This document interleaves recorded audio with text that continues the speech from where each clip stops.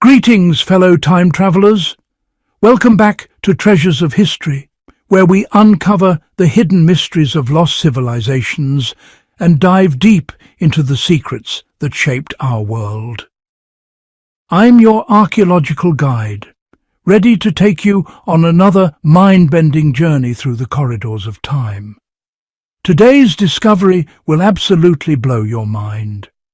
We're talking about a weapon that shouldn't exist, a blade forged before its time, and a mystery that baffled archaeologists for nearly a century. Before we unveil this incredible treasure, make sure to subscribe and hit that notification bell. Trust me, you don't want to miss the ancient mysteries we're about to reveal. Picture this scene with me. The year is 1922. British archaeologist Howard Carter stands before a sealed tomb in the Valley of the Kings. For over 3,000 years, this tomb has remained untouched, guarding its secrets in the Egyptian darkness. When Carter finally breaks through that ancient seal, he discovers something that would puzzle scientists for the next 100 years. But here's the mystery that baffled archaeologists. Among the golden chariots, elaborate thrones, and mountains of jewelry, there was something that didn't belong.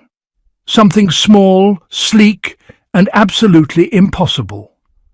A dagger made from metal that fell from the stars. How did King Tutankhamun, the boy pharaoh who died over 3,300 years ago, possess an iron dagger before the Iron Age even began? This is the question that has haunted researchers for decades, and what we're about to discover will challenge everything you thought you knew about ancient technology.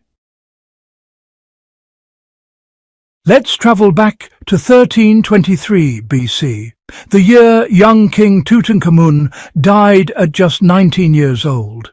Now here's what will absolutely amaze you. The Iron Age, when humans finally figured out how to smelt iron ore and forge tools from it, didn't even start until 1200 BC. That's a gap of 150 years. So how did this teenage pharaoh get his hands on an iron blade before ironworking was even invented? Ancient seekers, this is where our story takes a cosmic turn.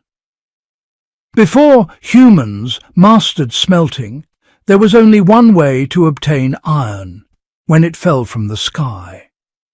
Iron meteorites are giant chunks of space metal, rich in nickel and cobalt, that crash through Earth's atmosphere and survive the journey to the ground.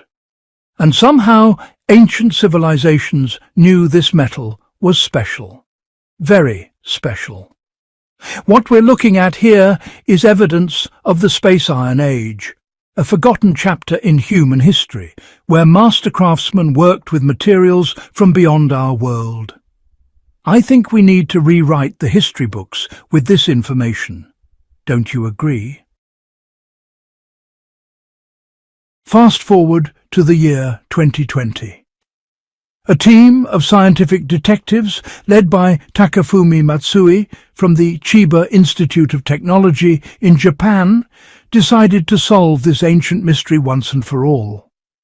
They flew to Cairo with their portable scanning X-ray fluorescence instrument, essentially a high-tech space metal detector, and pointed it at King Tut's blade. What they discovered was absolutely incredible. The blade contained iron laced with nickel and cobalt, plus traces of chlorine and manganese. But here's where it gets even more exciting. Those strange, mysterious, bumpy black spots on the blade? They came from troilite, a sulfur-containing mineral that hitchhikes on iron meteorites through space. Pay attention to this amazing detail. The dagger's surface still bore traces of the Widmanstätten pattern, a crosshatch structure that only forms when meteoritic iron cools extremely slowly in the vacuum of space over millions of years. This pattern is like a cosmic fingerprint that vanishes if you overheat the metal beyond 1700 degrees Fahrenheit. What does this tell us? Whoever crafted this blade never melted the meteorite down like later blacksmiths would. They developed a totally unique method specifically for working with space metal. This wasn't just advanced metalworking, this was extraterrestrial engineering. Phase 5. The Foreign Connection. But wait, ancient explorers, the mystery deepens even further. When scientists examined the dagger's handle, they discovered something shocking. The hilt was ornate gold inlaid with lapis lazuli, carnelian, and malachite, typical Egyptian royal materials. But the adhesive used to stick these jewels to the handle raised serious eyebrows. In ancient Egypt, craftsmen always used organic glues, sticky tree sap or natural animal-based substances, but this dagger's hilt was bonded with lime plaster, a mixture of sand, water, and calcium oxide. Here's the problem.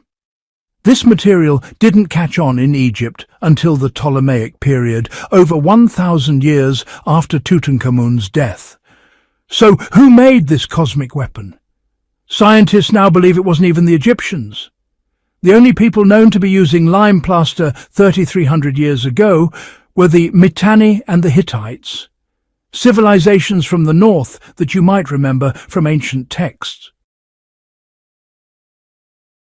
Now, fellow history detectives, let's connect all the pieces of this incredible puzzle. Enter the Amarna letters, a treasure trove of 3,400-year-old clay tablets that served as the inbox of ancient Egyptian diplomats. These tablets are like reading the royal emails of the ancient world. One particular letter from the king of Mitanni lists wedding gifts sent to Pharaoh Amenhotep III, who happened to be King Tut's grandfather, upon his marriage to a Mitanni princess. And here's the mind-blowing revelation. Among the wedding gifts was a gold-sheathed iron dagger inlaid with genuine lapis lazuli. Can you believe it? This wasn't even Tutankhamun's dagger originally. It was a diplomatic wedding gift to his grandfather from a foreign nation that apparently had better blacksmiths than Egypt. The blade passed down the royal line like a cosmic heirloom, eventually ending up in the hands of the boy king, who was buried with this priceless treasure at age 19. A wedding present forged from the stars, lying for millennia in the Valley of the Kings, waiting to tell us its incredible story. But ancient seekers, King Tut's dagger isn't the only space metal treasure humans crafted in the Bronze Age. Let me take you on another journey, this time to Villena, Spain, in the year 1963. Imagine archaeologists digging in the sun-baked Spanish soil when suddenly they stumble upon something extraordinary. 66 gleaming artifacts, including bowls, bottles, beads and bracelets, all shimmering with prehistoric opulence. Gold and silver galore, the kind of haul that makes museum curators cry tears of joy. But here's what will blow your mind. Hidden among this dazzling Bronze Age treasure were two objects that didn't come from Earth. A bracelet and a decorative hollow sphere, both forged from meteoritic iron around 3,000 years ago, just 3 centuries after King Tutankhamun's reign. Recent excavations have revealed something incredible. Ancient civilizations across the world, from Egypt to Spain, were all working with space metal during the Bronze Age, developing unique techniques to craft these cosmic treasures long before the Iron Age officially began. So, fellow explorers, what have we uncovered today? We've discovered that our ancestors were far more advanced than we ever imagined.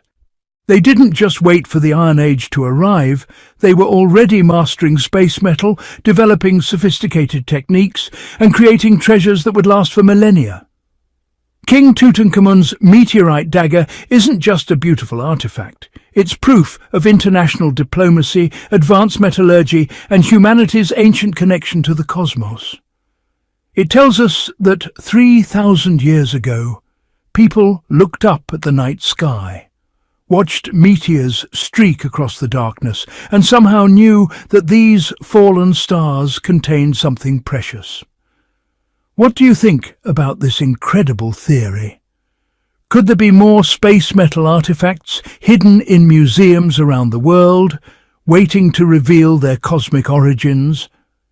Share your discoveries and theories with us in the comments below. And here's a question for you. Time travelers, if ancient blacksmiths could work with meteorites without modern technology, what other impossible achievements might they have accomplished? Join our archaeological journey to find out. In our next episode, we'll travel to ancient Mesopotamia to uncover treasures that predate even the Egyptian pyramids. Trust me, you won't want to miss it. Until then, keep exploring, keep questioning, and remember, the greatest treasures are the ones that make us see history in a completely new light. This has been Treasures of History, where we don't just study the past, we bring it back to life. Don't forget to subscribe, hit that notification